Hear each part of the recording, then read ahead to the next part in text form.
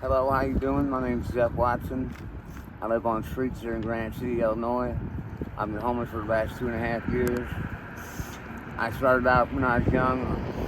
My babysitter used to smoke weed with me back when I was 6 years old. I remember smoking weed, and I've been doing drugs ever since then. I went to a Catholic school. I had a good upbringing. My parents raised me right. I was raised in a strict Catholic family. I had rules, I had regulations. I had to be home at dinner time. I had to be home at 9 o'clock at night. I got grounded if I didn't stay home. I got my ass beat a lot when I was a kid, fucking up. But this is my story. I've been successful at everything I've done in my life. And by the time I was 22, I've reached all my ambitions and goals in life. I used to model, I used to DJ, I used to do public access television, I used to do runway shows, I used to do all that stuff. I had a good education. I went to a Catholic school all my life. I went to ITT Tech. I took computer electronics, engineering technology. I've been married for 10 years now. I've been with my wife for 15 years. I've known her since 1986. She's loved my life, Michelle. But about 2.5 years ago, I'll just keep it real. I've been doing drugs ever since I was about 11 years old. I started out drinking, I started out smoking pot, and then I turned to cocaine, LSD, all drugs. There's nothing I didn't do except maybe like PCP or water or whack. But I've done drugs all my life. There's a lot of pain involved in life, you know what I mean? There's a lot of pain in life, and I've had pain all my life. I've dealt with so many situations, so many things that a lot of people wouldn't understand unless they dealt with that stuff. A lot of people don't have the life I had. Some of us are built to carry the weight of the world because other people would kill themselves if they had to deal with some of the things we had to deal with in life. See, when I was 5 years old, I was choked out by my grandpa. I was choked out on Christmas. Christmases were horrible as a kid. My dad was mentally ill. I was mentally ill. I got it from my father, in the teens. I got good genes. I'm almost 100% Polish, but my dad had good genes. You know, like I said, I was raised right. I'm intelligent, but I had a lot of problems in my life. I had a lot of pain in my life. I've been through a lot of situations that a lot of people haven't had to deal with. You know, there's abuse at my home. There's sexual abuse. There's physical abuse. There's mental abuse. And I dealt with all that. And the reason I get high is because I enjoy the feeling of getting high. But I think I'm actually trying to cover up a lot of the pain that I dealt with in my life. My mom neglected me. She was never really there for me. She was there physically and financially, but nurturing, I didn't get nurtured by my mom. I was basically raised by my grandma, and she nurtured me as best she could, but my mom never nurtured me. My mom was there for me, but there was no real love in the house, you know what I mean? No physical love. You know, there was no, I had to be perfect at all times. I had to be fine at all times. I wasn't allowed to be sick. I wasn't allowed to have problems. Everything had to be even keeled perfect. My mom was like a 2x4, like a courthouse. No feelings, no emotions, everything's fine. Lollipops and rainbows, unicorns.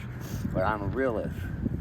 I ain't never been faking nothing in my life. I ain't never been on bullshit. I keep it real, you know what I mean? I can't fake this shit because it's too fucked up to be fake about it. But my upbringing was, I was raised correctly. I was raised with a good education, but there's a lot of physical abuse. My dad wasn't in my life because he was having problems with my mom and him divorced when I was 6 years old. I had a lot of emotional problems because of that divorce. Me and my brother blamed each other, blamed ourselves for it. Because we used to sit on the stairs at my house and watch my dad beat the hell out of my mom every night because he was coming home late from school. My mom worked full time, went to school full time to give a good upbringing for us kids. My dad was jealous and he got caught by a train. And he was out of his, he was just mentally ill. He went to Vietnam, he came back, he was crazy. So dad was out of life. He was never around. There's many times me and my brother waited for my dad to come pick us up. He never showed up. We sat on that couch with our coats on sweating, waiting for dad for hours. He never showed up. Which was actually a good thing because I probably got the shit beat out of me a hell of a lot more if he was in my life. I got one ass whipping from my dad in my life. I messed up at a garage sale we were having. He picked me up by my throat, threw me across the room. I hit the wall. I landed on the bed. He said, said, don't move till I tell you to. About 11:30 that night, he came in and he said, why ain't you got up? I said, he told me to. That's the only answer I ever got from my dad. One, in my whole entire life. I learned quickly. But then, I had a lot of problems in school though. I went to a Catholic school. I never felt like I fit in. I never felt like I gelled with everybody else. We were the poorest kids in the school. We had to have hand-me-downs for our uniforms. We dealt with a lot of poverty and stuff growing up. But see, my mom worked full-time and she worked for the government. And she started low, but she ended up getting to the highest point she can get at. When she worked for the government, she worked for 30 years before she retired. She did her last 3 years in Kuwait. She made a lot of money. At the end of this whole picture, there's a lot of money involved. My mom's filthy rich. I need a lot of money. And that's part of the problem, see, because my mom would give me money instead of letting me go to her house on Christmas or letting me go to Thanksgiving. She just gave me money to stay the fuck away. Because I'm a problem child. I'm actually the family. There's a lot more to the story, but that's just a 10 bit of the beginning. But when I was 15, I go stump up till I was 15. I did a lot of drug use from 11 to 15. And then I got into some legal trouble. I got sent to Academy in Wisconsin, 530 miles away from home. So I got sent up there. Lo and behold, I took one look at my teacher up there. I seen that I could have her. And the next thing you know, I'm in a relationship with her. I ended up staying in Wisconsin from 15 to 22 years old. Ended up marrying my geography teacher. I built a $150,000 house at the age of 18 with her. I had a CRX, I had a Toyota Corolla, I had a $150,000 L-shaped ranch house. I built from the ground up. I modeled, I did DJ work, I did all kinds of stuff. I made a lot of money. I also built concrete silos. We were filthy rich. But it turned out what I thought was a unconventional relationship, but it's one of a kind, that I was in love with this woman. I gave her my loyalty, I gave her my monogamy, I gave her everything that she could ever ask for. And I told her about all my infidelities before we ever got married. And she didn't take that opportunity to get honest with me. 2 years into the marriage, I'm going through the house to find these comb because I just feel something. It was kind of late one day. I felt the vibe. And it reminded me, I'm going to tell you, I did DJ work, but I had women coming and approaching me all the time. And I always told them I've got to get home with my wife and kids. I went home to my wife. I never went out with no women. I never had sex with no women. I stayed true to her. And when I found out there was another guy that was my age, I wasn't one of a kind. It wasn't an unconventional relationship. She was a petty, you know what I'm saying? She was a trip. And my brother tried to warn me. He said, man, this shit's fucked up, yeah. I didn't want to hear it. All that money, just all that money going golfing, doing this, all the shit I did, traveling, flying across the country and shit.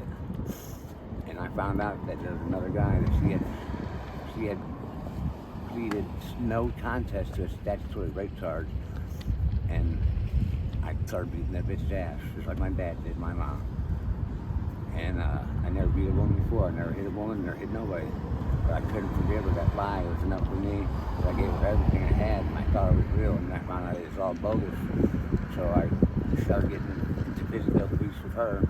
And I told her, it's a marriage counseling. First marriage counseling appointment, they said, man, divorce him or he's going to end up killing you. And I told her, Nancy, divorce her, Nancy Ann Watson, Nancy Ann Paulson, whatever you want to call her. Nancy, Aunt Nancy, we used to call her. But I said, Dad, you did probably right. I said, drop me off in St. Louis with my shit. I was in Chippewa Falls, Wisconsin, or Fair, Wisconsin. I said, drop me off with my shit, because ain't no forgiving this one. And I couldn't forgive her. And then I started years of abuse, physical abuse with women, because I couldn't handle being lied to. I was raised in a real strict family. There wasn't no tolerance for lies. I couldn't lie to my mom. I couldn't lie to my grandma. There was no lying except in my family. Anyway, I lied a lot, but I couldn't lie to my grandma. My grandma was my best friend. My grandma raised me. My grandma was basically my mom. But nah, I couldn't forget that one, man. You're gonna tell me we got an unconventional relationship? It's one of a kind. We fall in love. It's like a storybook relationship. It's my first marriage, mind you. 18 years old, I married her.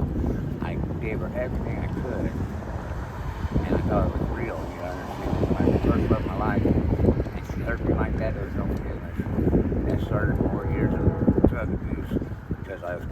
2.5 years when I was with her, I didn't do no drugs. I worked, I raised a family, I did what I was supposed to do. And then next thing you know, it's off to the races again. I'm smoking pot again. I'm doing cocaine again. I come back to St. Louis, my brother, dating a stripper, dancer. There's a lot of cocaine involved, there's a lot of drugs involved. My brother was a drug dealer. You know, he kept me clean. He kept me in dope. All the dope he did, I did. But I didn't spend a lot of money on dope, and I didn't do as much dope as they did, my brother and my friends, because I like money. I always had money. They said, when Jeff broke his, you got 50, 60 bucks, and they're right. I always had money. I always did money right, but then drugs is took over, you know. And that's all going to lead up to when I became a fentanyl addict and an ice addict, shooting up fentanyl and shooting up ice, 2 hard drugs on earth. And I shoot them both every day, intravenously. And this is all leading up to me getting clean, hopefully soon. You know, I've been living on the streets 2.5 years. There's so many details to the story. Just a touch fraction of what's going to come. But that's just where it all started.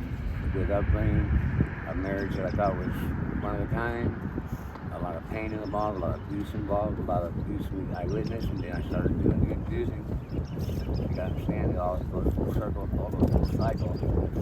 I believe in breaking the chains that bind you. I've been through so much, but I'll go ahead and stop there.